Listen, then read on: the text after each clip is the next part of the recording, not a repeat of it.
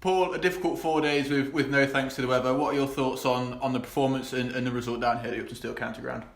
Absolutely delighted, Scott. The guys focusing this morning, a good big partnership to open the batting from two very good players, Burns and Stoneman, and then we really got focused. And the weather obviously played a huge part today. Took a lot of time out of the game, unfortunately, but there's natural wear and tear in the pitch. Andy produced a good dry pitch. There was a lot of wear and tear. Started to turn nicely for us. So delighted with the performance from the bowlers today. Really stuck in, hit their areas hard. Good use of the bouncer. Callum Parkinson as well was outstanding with the ball. Could have had a couple more wickets, a couple of missed chances. But you know what, Chris Wright showing his true experience and his ability to hit a really good area consistently. And again, good use of the bouncers. So absolutely delighted with that.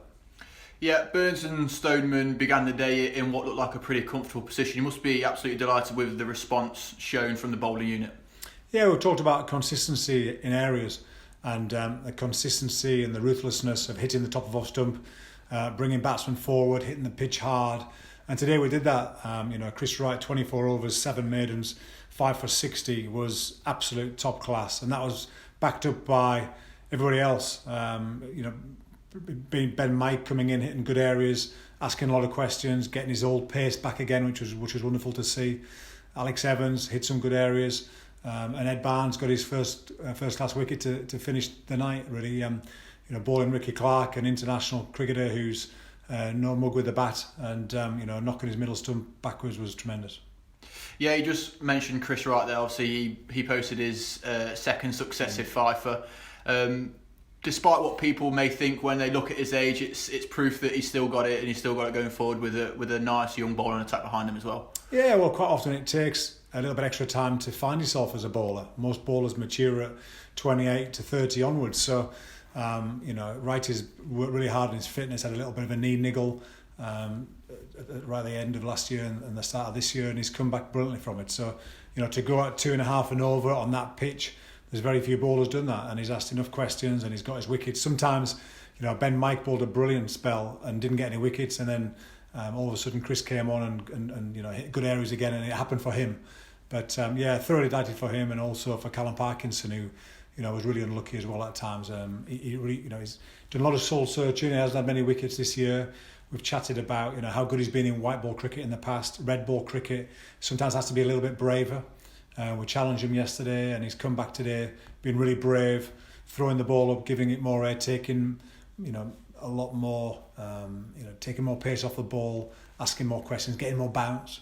And today he's had really just rewards. And it's when there's a lot of good players and they put you under pressure. It's a rapid outfield here at Grace Road.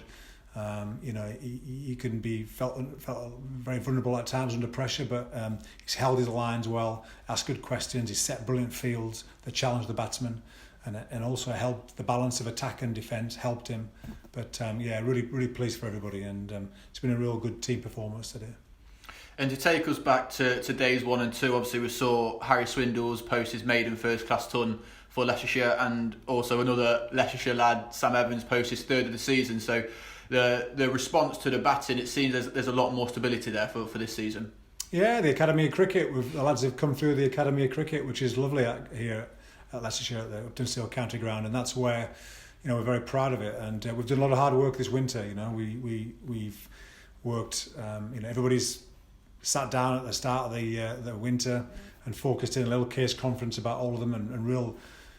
You've got to be very open and honest and vulnerable at times, and the guys have been. But we've worked so hard that it comes to the cream rises to the top. That always happens, and I believe we're in a good place, batting wise, bowling wise. We're not a million miles away. We've been a bit criticised of late, but we've played on some good pitches against some good players, and you only have to be marginally out, and you get hurt. So we've come well as a group, and it's about being a group and bowling in partnerships as well as batting in partnerships. So we're taking a lot of momentum forward. And just looking to the future now, obviously a week off ahead for Leicestershire, a good time to rest, refresh after a fully packed 5 weeks of cricket and get ready for the Hampshire fixture. Yeah, and we've got there's small windows of time that we can do a little bit of white ball skills, and we're going to look at doing that. We're going to have 3 days of good rest now, and then we're going to come and do a little bit of T20 white ball cricket Thursday, Friday next week. So we'll look forward to that. Then we're going to have a nice break again for a couple of days before we get back to red ball cricket. So ideal time to top up our skills, what we've done in the winter, just refresh, and then put that to bed and then go back hard again in red ball.